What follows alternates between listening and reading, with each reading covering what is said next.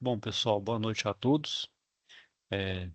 Vamos lá para vamos iniciar a nossa primeira aula da UC Fundamentos de Refrigeração e Climatização. Peço desculpas aí, pessoal, que eu vim em cima da hora aí, né? É porque realmente ficou meio arrochado aqui agora mas consegui colocar a tempo aí. Vou mostrar a plataforma, pessoal, ela não tá com um cronograma bonitinho lá, mas eu vou mostrar para vocês aí. Na verdade, como tá aqui. Deixa eu só colocar aqui na parte. Deixa eu colocar. Deixa eu colocar aqui só para mostrar. Eita. Peraí, vamos ver aqui se vai. Não, não é aqui não.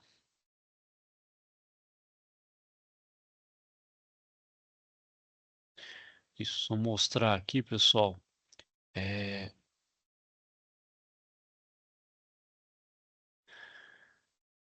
Bom, então, pessoal, eu vou atualizar aqui, pessoal. Amanhã já vai estar tudo arrumadinho aqui. E com relação a essa UC, né, é Fundamentos de Refrigeração e Climatização, é a penúltima do nosso módulo básico. Então, agora sim, pessoal, vocês vão começar a ter mais. Tava meio aí monótono, né? Você fala, mas o que estou vendo de informática, eletrotécnica, desenho, agora vai para uma coisa mais plausível ali, mais de prática mesmo. A gente vai ver então os fundamentos, né? Então os componentes de um circuito de refrigeração que a gente tem aí, né? O circuito básico, né?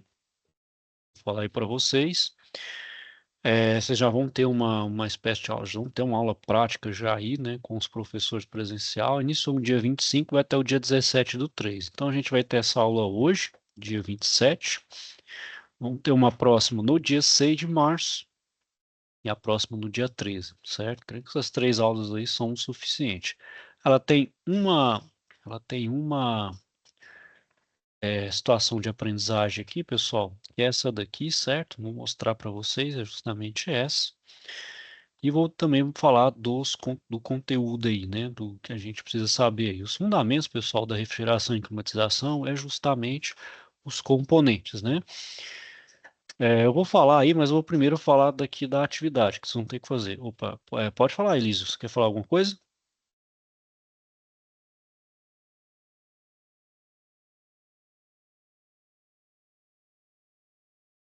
Vai falar, Elísio? Prof, Pode. agora, Perdão, professor Elísio. Anderson, boa noite. Opa, boa noite, Elísio. Pode falar. Tá dando eco, É, muito eco na sua voz. tenta fazer o seguinte, Elísio. Provavelmente você deve estar com o seu áudio ligado. Desliga o seu áudio, deixa só o. Deixa eu ver se o. Deixa eu. Provavelmente na hora que você está falando aí deve estar dando interferência. Quer ver? Deixa eu ver se. Eu vou. Tenta colocar o seu áudio aí mais baixo possível. Talvez Ah, tá. tenta o seu áudio colocar o mais baixo possível. Que aí é o seu áudio, por exemplo, dá o retorno. Certinho? Vê se agora você consegue me ouvir melhor. Positivo, positivo. Certinho aí? Ó, tá vendo? É porque é o seu áudio aí. Porque, por exemplo, quando Isso você vai. mesmo. Ele tava. É desse jeito, por exemplo, Ok. você já viu falar o pessoal que vai conversar naquelas rádios lá, conversar no programa do rádio, até o locutor fala, ó, abaixa o seu áudio aí, presta o seu som aí, né, para não ter deixa eu falar só pelo telefone, porque no telefone e tal, o rádio lá dá aquele retorno, aí você vê o eco e escuta meio duplicada a voz. É, então, vamos lá, pessoal, vou mostrar então para vocês o que vocês vão ter que fazer. Então, só essa atividade, pessoal. Aqui está 29 pontos, mas ela vale 100 pontos, certo? Pode ignorar essa pontuação aqui, ela vale 100 pontos, porque aqui é voltado para o pessoal dos outros cursos, né? Que a pontuação é diferente, né? Daqui do estado aqui de Goiás. Então, vamos lá, vocês vão ter que elaborar uma descrição técnica e um relatório com as atividades que deverão ser executadas pelo Faustino, um colega de trabalho responsável pela atividade de campo.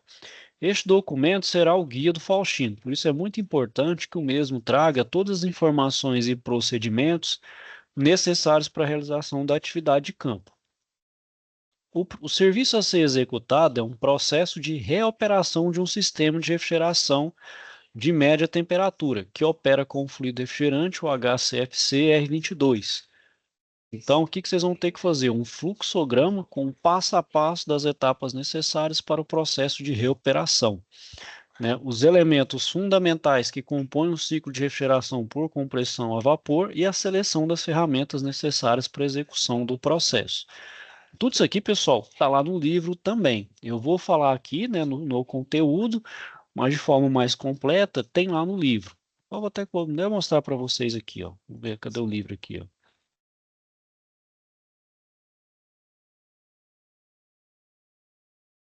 Eita, aqui, ó, livro didático.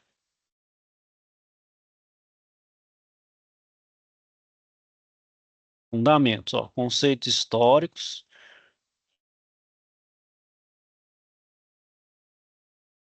aqui, ó, fluidos refrigerantes e óleos ó, retrofit, ó.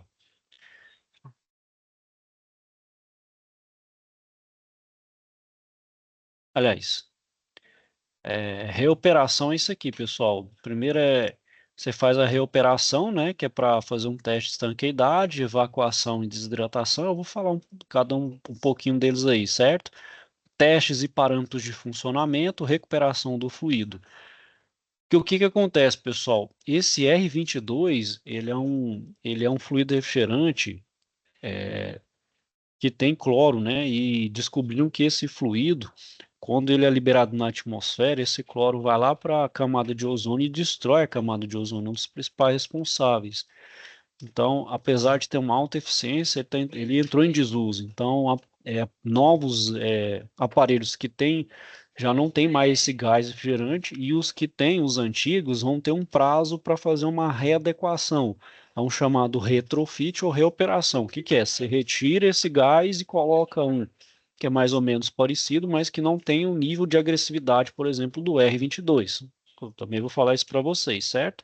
Também vou pedir para vocês acessarem o livro aí que também fala sobre isso, certo? Então aqui, ó, esse capítulo 3, vocês vão olhar nessa página aqui de retrofit e essa aqui, ó, técnica de reoperação do sistema, já ajuda vocês a responder a letra A. A letra B, ó, os elementos fundamentais que compõem um ciclo de refrigeração por compressão a vapor, também vou falar isso aí para vocês, ok, pessoal? Ao longo das aulas, ó, capítulo 4, ó, tá vendo? Capítulo 4 tem todos aqui, ó, os componentes de um refrigerador. Já vou colocar para vocês aqui, ó.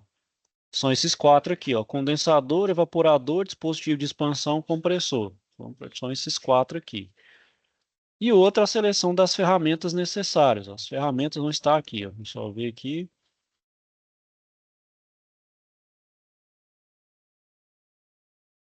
Vai estar aqui no capítulo 6. Aqui, ó, perdão, esse aqui, ó, tubulação e isolamento térmico também. No capítulo 5 fala um pouco mais de ferramentas. Deixa eu só ver aqui também. E aqui também, ó, na parte de conceitos fundamentais e história da refrigeração, principalmente nessa parte aqui, ó, 2.5, 2.6, 2.7, que também dá ferramentas para essa parte de operação. Ok, pessoal? Bom, então, pessoal,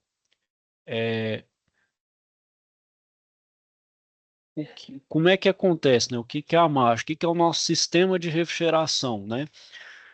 Bom, primeiro a gente tem que começar por uma outra máquina térmica, que é o motor. O que que é o motor? O motor, o que que é? Você injeta energia, por exemplo, motor a combustão.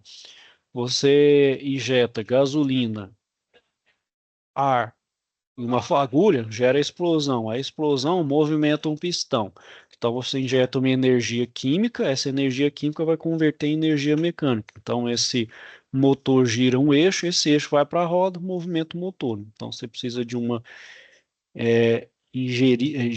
perdão, injetar trabalho, né? Você vai injetar ali uma energia para ele gerar um trabalho, né? Então você gera um trabalho através de conversão, né, de energia, energia química e energia mecânica. O sentido inverso, então, por exemplo, e isso gera calor, né? Então, por exemplo, você gerou ali o motor explode, tem atrito, gera calor. Esse calor, esse calor então vai para o meio, né? Então, ele é uma máquina que vai de forma espontânea. O sentido inverso, então, por exemplo, eu quero refrigerar, como é que eu vou fazer isso? Eu tenho que fazer o sentido inverso. Então, eu preciso injetar um trabalho através de um compressor.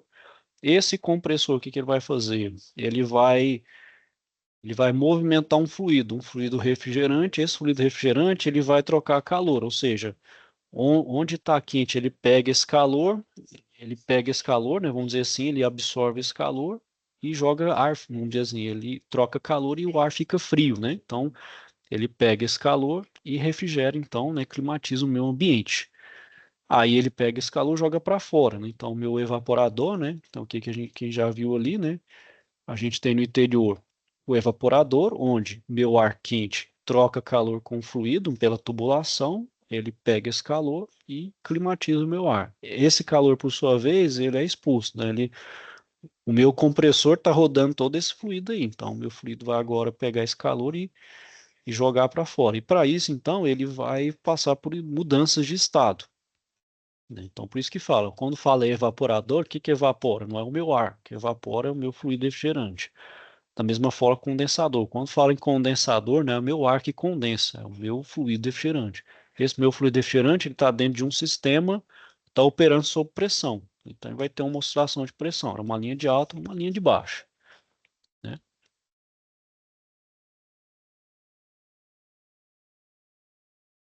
Bom, então, pessoal, esse ciclo que eu falei é o chamado ciclo de refrigeração por compressão de vapor, que é justamente o meu fluido refrigerante. Então, ele vai ter quatro elementos básicos, que eu falei, o compressor, né, o compressor que ele é o, vamos dizer, o coração da operação, ele que vai fazer o fluido refrigerante circular no sistema. O condensador, então, esse meu fluido que vai estar então, o que que acontece ali? O meu compressor, o que que ele vai fazer? Ele vai pegar o meu fluido refrigerante que está a baixa pressão, vapor, né, de baixa pressão, ele vai comprimir, que o compressor ele comprime. Então, ele vai comprimir ali o meu fluido que vai ficar a alta pressão. Ele vai ser um vapor de baixa pressão, vai passar a ser um vapor de baixa pressão, vai para alta pressão. Esse vapor, então, de alta pressão, ele está com calor. Então, ele vai passar pelo condensador. O que ele vai fazer? Ele vai trocar calor com o meio. Então, o compressor ali vai pegar esse calor, o vapor, vai trocar calor com o meio, né, e vai jogar para fora. Então, ele está perdendo calor, ou seja, ele vai condensar. Então, ele vai passar de vapor para líquido, ou seja, ele vai transformar, ele vai passar por uma transformação em física, passar de vapor para líquido. Só que ali ele é um líquido ainda a alta pressão. Então agora ele vai passar de um vapor de alta pressão para um líquido de alta pressão. Então, quando vocês já passaram perto de um condensador ali, você vê que está um ar bem quente, porque isso é o calor que realmente eu estou tirando do meio interno e jogando para fora. Bom, então agora esse meu líquido, ele está a alta pressão. O que que eu preciso fazer? Eu preciso agora diminuir a pressão dele. Para isso, eu vou utilizar o dispositivo de expansão, onde eu vou aumentar o diâmetro, que tem a relação entre o diâmetro e a pressão. Então, quanto maior o meu diâmetro, menor fica a pressão. Então, agora eu vou passar de um líquido de alta pressão para um líquido de baixa pressão. E esse líquido de baixa pressão vai começar agora a passar no evaporador. Então, esse evaporador ali, né, o meu líquido ali vai passar no evaporador, que justamente agora vai absorver o calor do meio, né, então ele vai absorver o calor do meio e vai climatizar, ou seja, ele vai pegar esse calor e deixar o ar climatizado. Então, assim que, vamos dizer assim, acontece a climatização de um ambiente.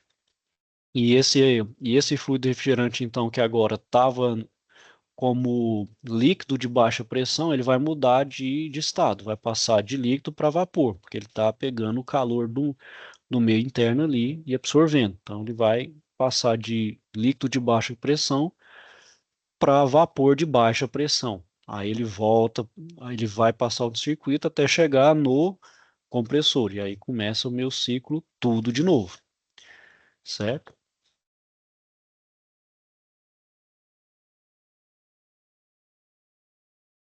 Bom, então, pessoal, se vocês observarem, então, o meu sistema, o meu ciclo de refrigeração, ele vai operar com calor, né?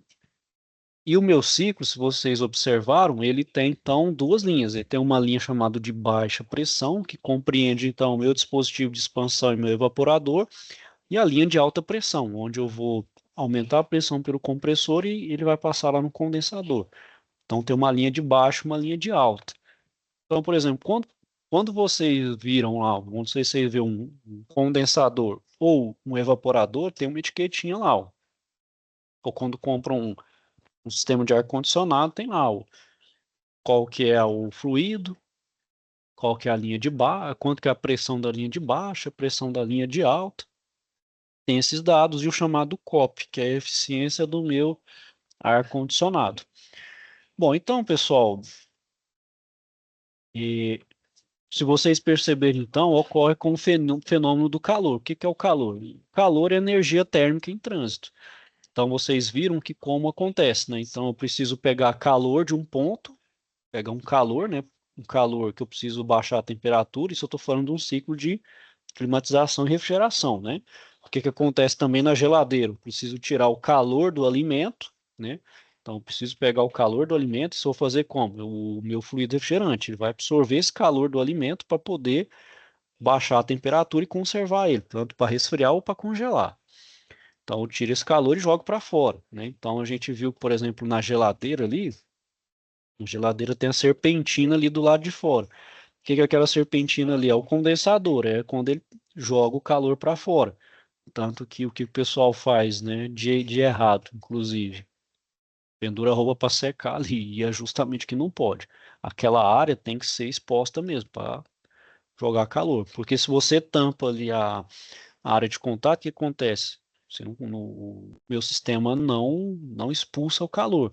Aí o que você vai fazer? Você está sobrecarregando seu compressor e você está diminuindo a vida útil, né? Então você está aumentando a pressão demasiadamente, você está fazendo seu compressor trabalhar mais, ou seja, você vai gastar mais energia, seu sistema não vai ter eficiência, você vai gastar mais energia. Então essa questão do calor é o que acontece, né? Essa transferência de energia. Então as duas formas, são as três formas que acontece aí, por exemplo, no ar condicionado. Então, por exemplo, eu tenho a transferência por condução, né? Ou seja, o calor que, por exemplo, está no lado interno, ele bate na serpentina ali do evaporador, vai entrar por dentro da tubulação e vai entrar em contato com o fluido. Aí o meu fluido, então, vai começar a absorver esse calor. Então, ele vai mudar de temperatura. Então, é a condução. O outro é a convecção, que é pela própria movimentação do ar. Então, o ar em movimento também, ele vai ter um calor ali que troca, né, que é a convecção. E o outro é a radiação. Bom, a radiação, pessoal, a gente considera principalmente não nessa parte do fenômeno da climatização, mas para dimensionar um ar-condicionado, que, por exemplo, uma residência está recebendo luz solar, e é uma das maiores parcelas de carga térmica, né, que a gente que recebe o ambiente é pela radiação, a insolação, é o ar que, por exemplo, entra pela janela, pelas frestas, né, portas, enfim, pelo vidro, né? Então gera calor. E fora a radiação que também a parede absorve também e entra. Então tem tanto a parte de radiação, convecção que é pelo vento e a condução que é pelo meio material.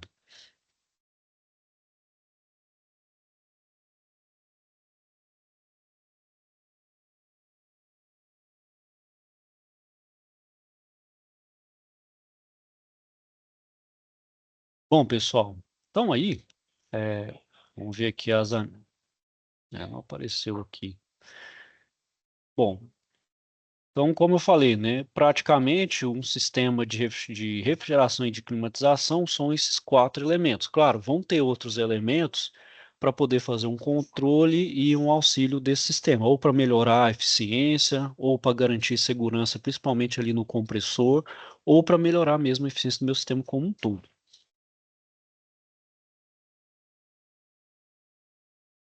Bom, o primeiro dispositivo que a gente tem, pessoal, é o compressor, né? Então, ele é A gente fala que é o coração mesmo do sistema, né? Ele que faz, então, a circulação do meu fluido refrigerante, onde ocorre, então, todo o fenômeno, né? De fazer a troca de calor de um meio interno e jogar para o meio externo.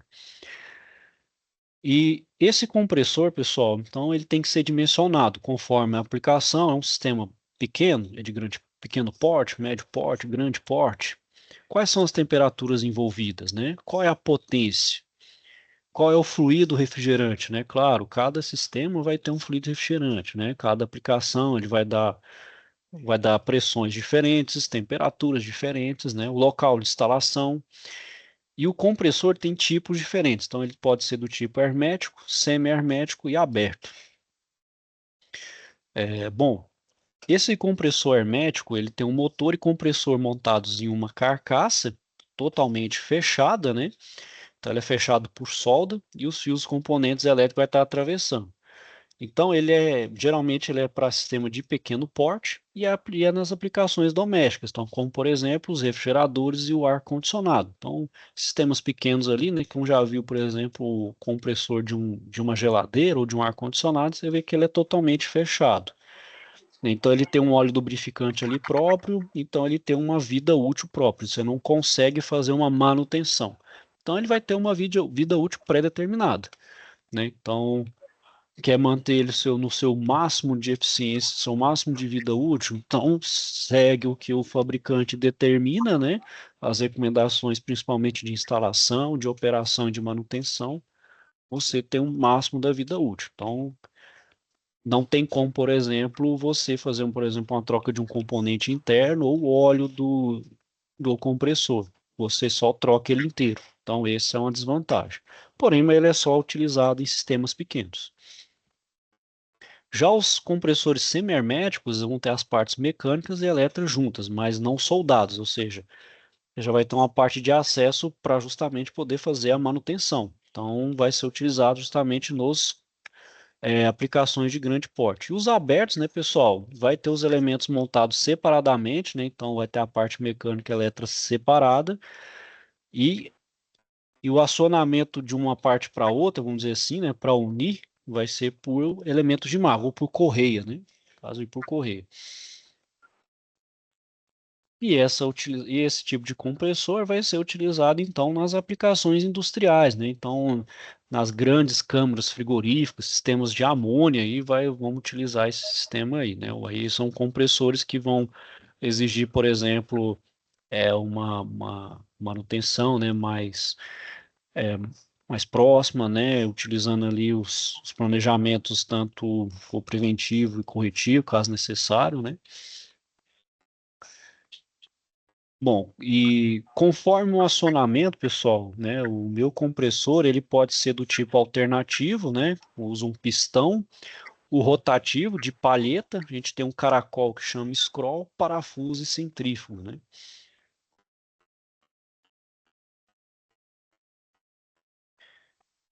Então, por exemplo, o alternativo, ele utiliza um pistão, né?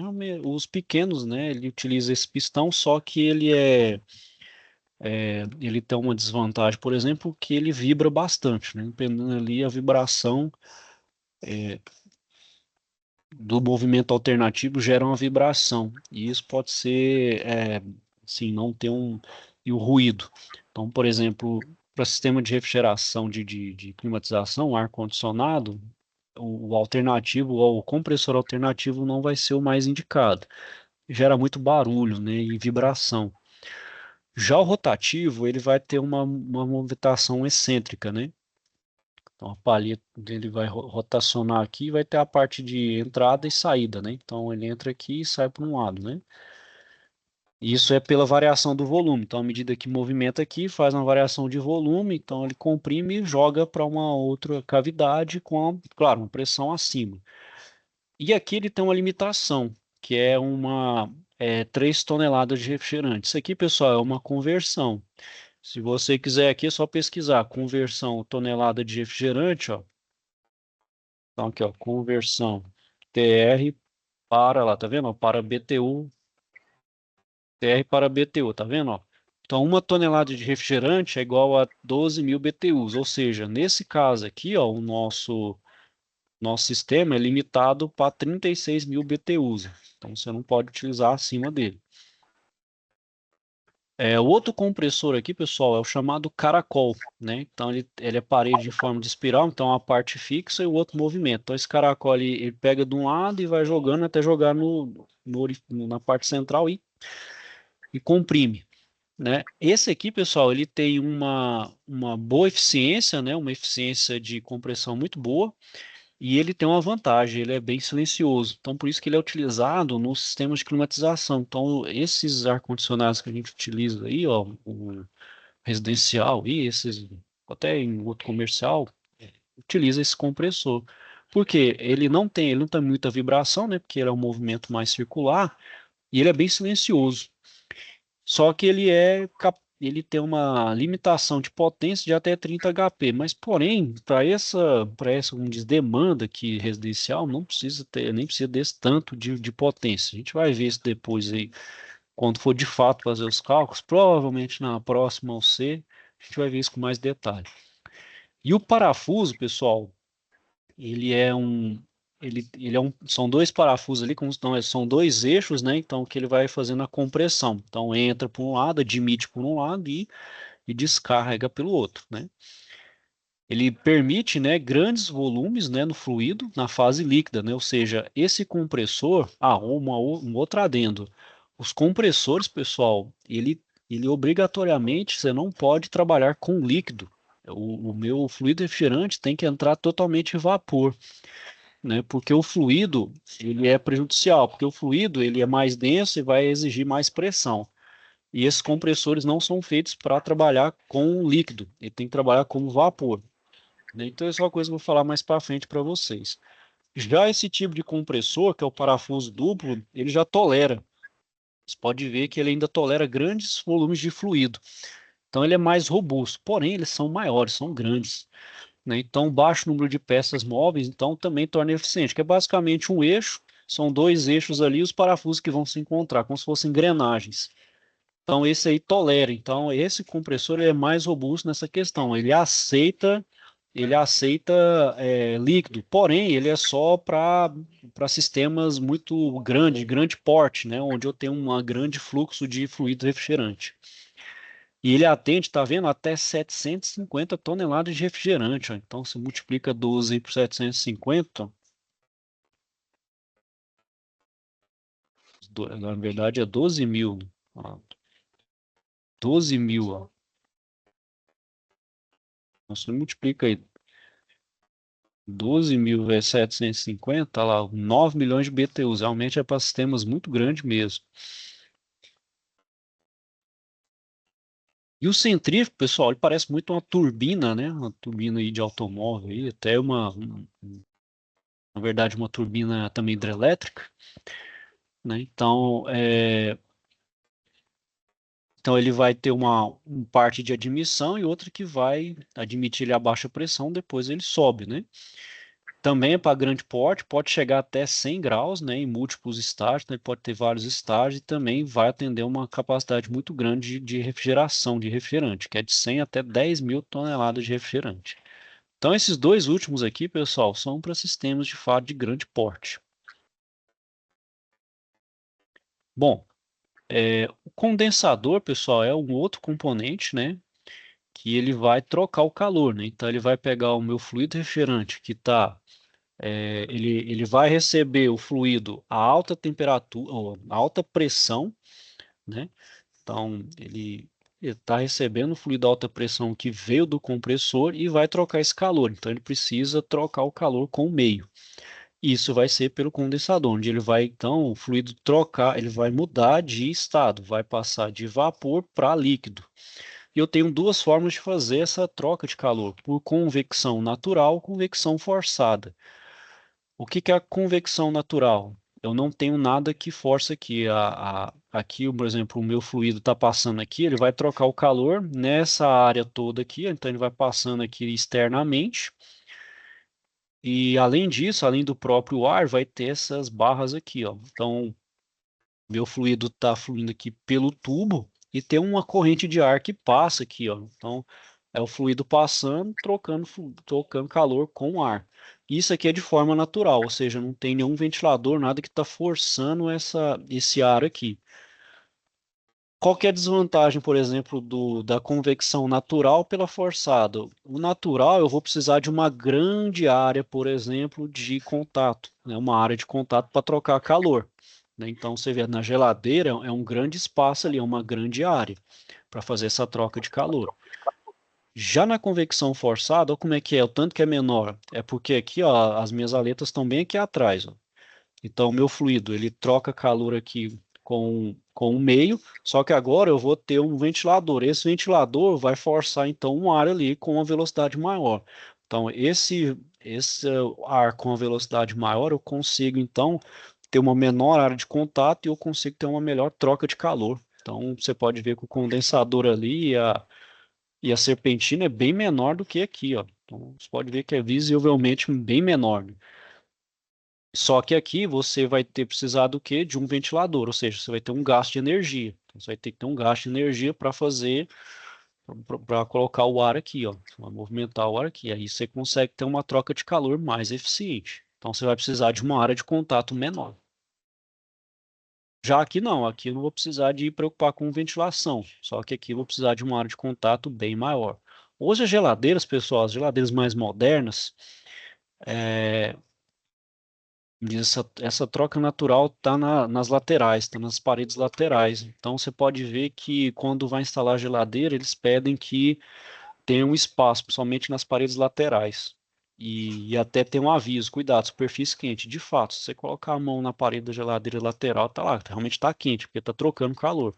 Está retirando o calor de dentro da geladeira e jogando para fora.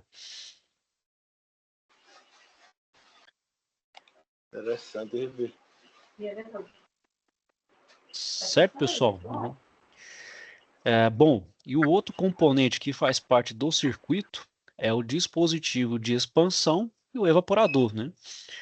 Bom, então esse meu fluido que trocou o calor com o condensador, então agora ele passou de vapor, ele está líquido, só que agora ele está um líquido ainda em alta pressão. E o dispositivo de expansão é para diminuir a pressão, né?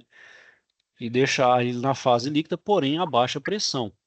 Né, para ele entrar no evaporador, há uma certa, porque como ele está líquido, um líquido a alta pressão, na questão de velocidade dentro da tubulação, ele está numa velocidade alta. Pode falar, Sandro, você quer perguntar aí? Foi que o senhor deu dois exemplos no caso, mas também tem a troca de calor também por líquido, né? Que é trocador de calor no caso, casco tubo. O casco tubo, Sandro, vai depender.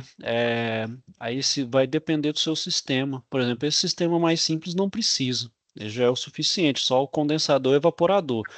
Por exemplo, sistemas maiores, que aí, por exemplo, é o sistema água, que aí ó, usa o chiller, né? Aí você vai utilizar a água como fluido. Aí a água, aí você vai precisar de um trocador de calor com um casco tubo.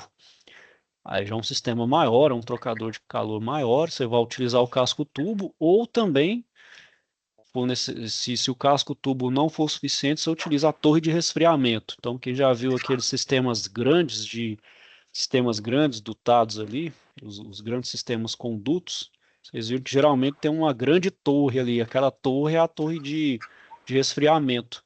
Então, você, por exemplo, você joga a água, né? Você para trocar água, fazer a troca de calor da água com o meio, o que você faz? Você joga a água lá em cima na torre, aí ela vai descer, né, por gravidade, você vai ter um fluxo de ar por cima ali que você vai jogar para cima. Então essa troca de calor também, a água então vai perder calor para esse ar, né? Esse ar, por sua vez, vai pegar um pouco da umidade e vai jogar para fora. Então o ar vai sair quente e a água já vai sair com troca de calor, já vai sair com a temperatura menor. Aí ela volta para o sistema. É uma forma também de trocar calor, pode ser por essa forma ou pelo casco tubo. Geralmente é para os sistemas os sistemas de grande porte. Pode falar, Sandro. Então, que é assim, eu falo desses dois métodos, mas só tem esses outros aí também, que é aqui onde eu trabalho também tem, torre de resfriamento e unidade de água gelada. Isso também. É só isso. Só que são sistemas grandes, né?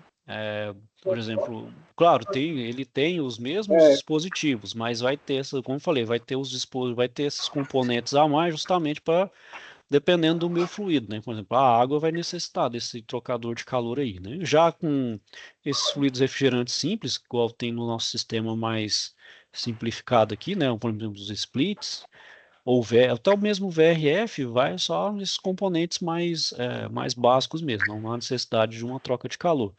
Claro, vão ter os sistemas, que aí também eu vou explorar isso mais na frente, que são sistemas que vai utilizar dois fluidos refrigerantes. Então, você vai utilizar uma espécie de fluido intermediário, né?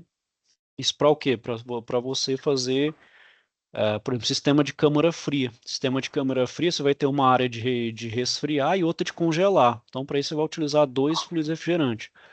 Um com maior poder calorífico para poder congelar, né? Poder operar em temperaturas aí a -30, -40 graus.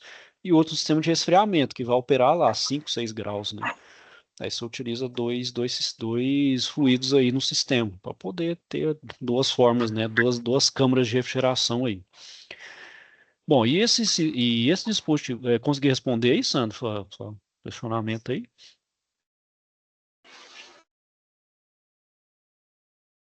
E pessoal, então vamos lá. Aí o dispositivo, como eu falei, né, o dispositivo de expansão, eu tenho então o meu líquido que dá alta pressão, e esse líquido da alta pressão, ele vai, por consequência, dar mais velocidade ao fluido.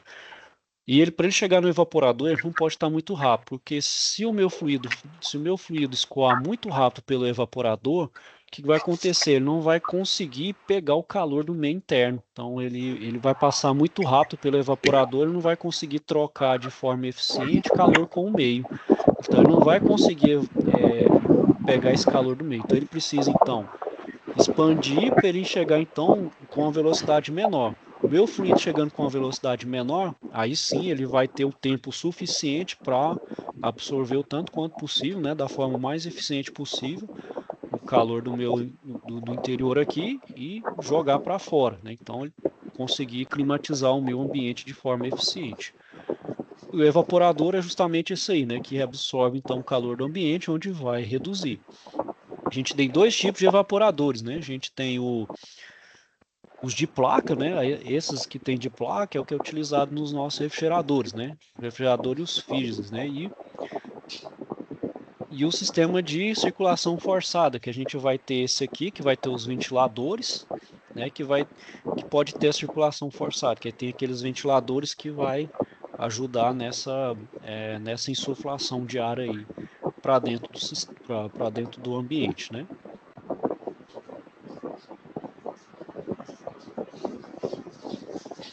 Então, esses evaporadores de placa, né, pessoal, são as chapas de alumínio, né, pressadas com canais internos. Então, são duas chapas e uma tubulação que vai ter a circulação do fluido, que vai trocar o calor com o ambiente refrigerado. Então, tem a divisão, por exemplo, interna e externa. Então, como é que é? O meu fluido vem aqui, pega o calor e joga para fora, né? Então, essa é a forma de trocar o calor, né? Passa pela tubulação e a tubulação faz a troca de calor. E no evaporador por circulação de ar forçado, pode ter o ventilador ou não, né? Então também tem um conjunto de aletas onde vai ter esse contato com o tubo, né? E o meu fluido refrigerante troca o calor com o meio. Bom, e também, né, pessoal, a gente tem os próprios fluidos, né? O que é responsável por fazer essas trocas são os fluidos refrigerantes, né?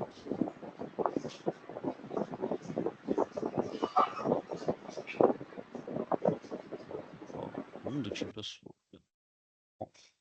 Então, o fluido refrigerante, pessoal, ele é um fluido de trabalho, é justamente o que eu estou falando aqui. Ele vai transportar energia térmica, é justamente o que ele vai fazer. Ele vai pegar o calor de um meio para climatizar, né, durante o meio interno que eu quero climatizar ali e jogar para fora, né, durante o ciclo.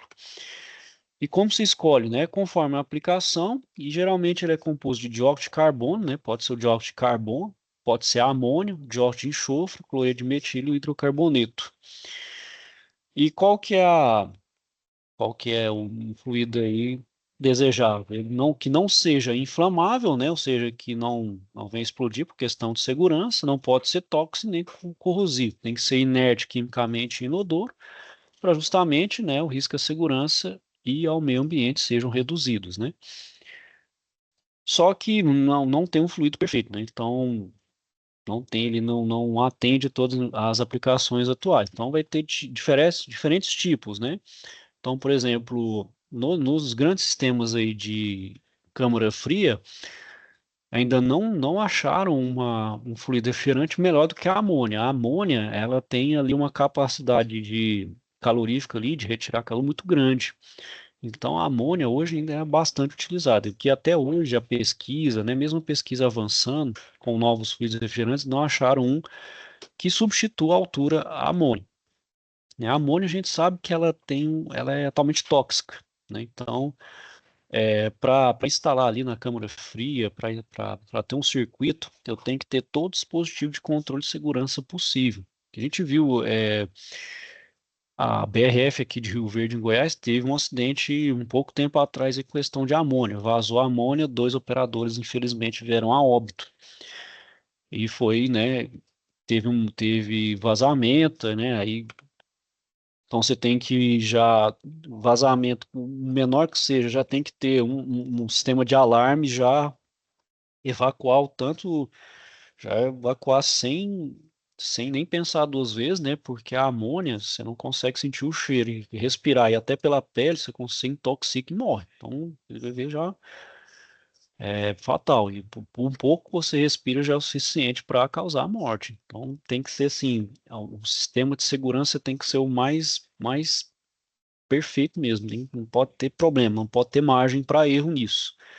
Então, é rota de fuga, já isolar e até quem for intervir tem que usar aquelas roupas. Parece que é o pessoal que está usando roupa para usina nuclear, tá usando com dejeito nuclear. Então, tampa tudo, máscara, tampa a pele, porque não, de forma nenhuma se pode ter contato, porque é extremamente tóxico. Bom, e qual é e o fluido, pessoal, refrigerante, ele tem um código alfanumérico. Então, tem lá R134A, R405, R22, R12. E tem as suas composições. R600, Oi, pode falar. R600. Isso, R600. Tem um novo também, que é o R32, que está sendo utilizado aí, principalmente acho que é o GIM está utilizando, a Daikin está utilizando também. E fora os outros, né? Como, por exemplo, a amônia, o CO2, né? Então, dependendo do sistema, utiliza outros sem ser esses o código alfanumérico, né? E a composição química, pessoal, então a gente tem o CFC, que esse aqui está entrando em desuso, né? Principalmente o R12, o R22, foi descoberto que causa problema na camada de ozônio, então está entrando em desuso. Né? Então, por exemplo, os novos aparelhos de refrigeração não utilizam mais esse gás, e os que tem um prazo ainda para poder fazer a reoperação, né? Fazer o chamado retrofit, então retirar esse gás e colocar um novo. Tem o HCFC, que esse aí é menos danoso à camada de ozônio. Tem esse o HFC, né, que é o hidrogênio flúor e carbono, e o hidrogênio e carbono, que é inofensivo à camada de ozônio, esses dois últimos aqui. Esse aqui ainda tem cloro, mas só que como está ligado a hidrogênio e flúor, ele fica menos danoso, apesar de que ainda tem uma certa agressividade à camada de ozônio. Bom, pessoal, então aqui, ó, os 4 dígitos aqui tem a composição química, né? E esse RYYY define qual é a substância. Então, se é 00 é derivado de metano, se é 100 do etano, se é 200 derivado de propano, se é 300 derivado de butano, 400 é para as chamadas misturas não azeotrópicas, ou seja, são 2 ou mais elementos que não se combinam e evaporam em temperaturas e pressões diferentes. Então, essas misturas aqui, pessoal, já é feito pelo fabricante. Então, uma coisa também que não se recomenda é me fazer essa mistura, né, de forma, vamos dizer assim, não autorizada, né. A 500, né, as misturas azeotrópicas, é a mistura de 2 ou mais elementos que não se combinam e evaporam em temperaturas e pressões constantes, ao contrário do 400, né, que evapora em temperaturas e pressões diferentes. Esse aqui em temperatura e pressão constante. E os 600, né, o R600 aí são os compostos orgânicos.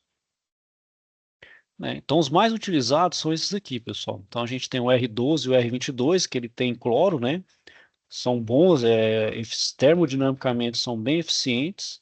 A gente tem o R141B, esse aqui ele é bastante utilizado, pessoal, para fazer limpeza, então para retirar umidade no meu circuito, tirar resquício de óleo também particulado sólido. O 401, que é utilizado para refrigeração residencial e comercial, e ele é um bom substituto para o R12. Já o 407, ele pode ser utilizado também para usar ar-condicionado e também como bomba de calor. O que é a bomba de calor? É o meu circuito inverso.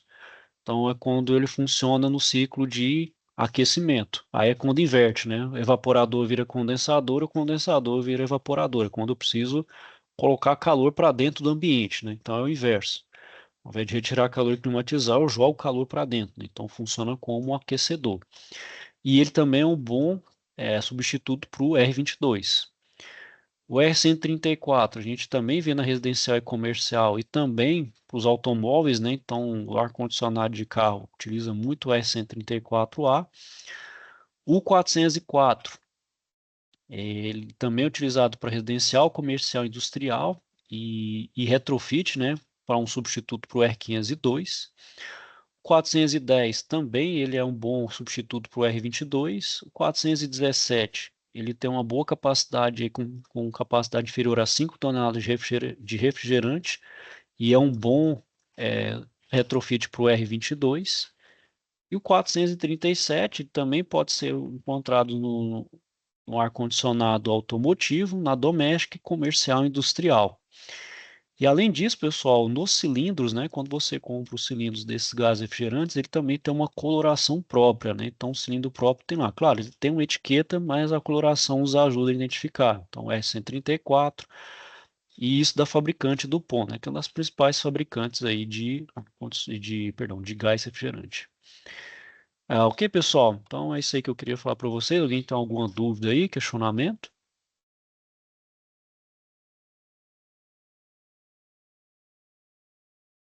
A respeito da atividade, nós já podemos dar início ou é melhor esperar? Pode, se você quiser já dar o início, quiser dar uma olhada lá no livro, quiser dar uma lida, pode ficar à vontade. Se quiser esperar também, sem problema. Não esperar dar mais, fica a critério de vocês aí, pessoal. Se vocês quiserem, até incentivo vocês a darem uma olhada também, uma lida no livro, que é bom surgem dúvidas também. Se for surgirem dúvidas, não precisa nem esperar a aula. Entra, pode falar comigo aí, pode dar uma dúvida Será num que algo tinha como o senhor, específico. será que tinha como o senhor dar uma passadinha rápida lá no questionário lá, para a gente tentar entender melhor? Nesse caso aqui, da SAP, você está falando? Isso. Opa, deixa eu compartilhar de novo aqui. Bom, então aqui, ó, o que vocês vão ter que fazer? Fazer então uma substituição, né? Então você tem um aparelho de ar condicionado que utiliza o R22. A gente sabe que o R12 e o R22 é um fluido que é danoso ao meio ambiente, principalmente ataca a camada de ozônio. Então você precisa substituir ele. Então, qual que é o passo a passo para você reoperar, ou seja, você retirar esse fluido e colocar um outro? Tem um processo a ser feito nisso, né? Então, o que que você vai fazer para retirar, né? Depois, para retirar, você faz uma limpeza para retirar, sei lá, resquício de particulado ou tirar alguma umidade e depois colocar um novo fluido ali. Tem um passo a passo, certo? E aqui, quais são os elementos fundamentais que compõem um ciclo de refrigeração por compressão a vapor? Bom, quais são os elementos? Foi o que eu falei, né? É o evaporador, o condensador, o compressor e um dispositivo de expansão. Esses são os elementos fundamentais, os quatro básicos, né? E qual a seleção das A gente vai... ferramentas? Oi, pode falar. Opa, desculpa, professor. No caso, a Não? gente vai ter que falar um pouco a respeito de cada um aí, né? Isso não é É, colocar também isso. Se quiser um falar pouco também pode. a função de cada um deles, no caso, no sistema. Isso, justamente. E qual é a seleção das ferramentas necessárias para a execução do processo? Bom, eu vou já antecipar alguns aí que vocês vão utilizar, por exemplo, o manifold, o cilindro, né, de gás refrigerante, né, um para poder retirar o R22 e o outro para poder colocar o novo fluido refrigerante, uma balança, né, porque o fluido refrigerante você precisa de uma balança para poder ver a carga de gás, que por exemplo, no manual ele fala, ó, é tantos gramas ali, sei lá, são 150 gramas de um determinado fluido. Aí, para você saber, você pega o peso por exemplo, pega o peso ali do botijãozinho, né, e vê quanto você vai retirar ali. Você vai vendo, você vai diminuindo e você vai vendo o tanto de carga. Aí você fecha ali o registro, tem todo ali o passo a passo lá no livro. Então você vai precisar de um manifold. Se quiser fazer uma limpeza, você pode utilizar ali um gás nitrogênio ou utilizar o R141B. Bom, o que mais? Pode utilizar o vacuômetro, né? Um vacuômetro para gerar o vácuo, para retirar ali, né? Para fazer uma limpeza também. Basicamente, aí são essas ferramentas. Claro, se tiver mais ali, vocês vão colocar, certo? Consegui responder aí, Sandro? Certo, professor. Ótimo. Certinho? Mais alguém aí, pessoal? Alguma dúvida? Questionamento aí? Bom, ok, pessoal? Então, aí não havendo dúvidas, vou finalizando aqui por hoje. Tá, se tiver, então, alguma dúvida, questionamento aí, pessoal, não deixe procurar, tá bom? Então, eu vou desejar a vocês aí, então, uma boa noite, ok, pessoal? Fiquem, então, todos com Deus aí. Até a próxima. Boa noite, professor. Obrigado. Tchau, Até a tchau aí, próxima. pessoal. Obrigado. Até a próxima aí. Pô, bom feriado aí, pessoal, a todos aí. Pessoal, pô, feriado aí, bom feriado a todos.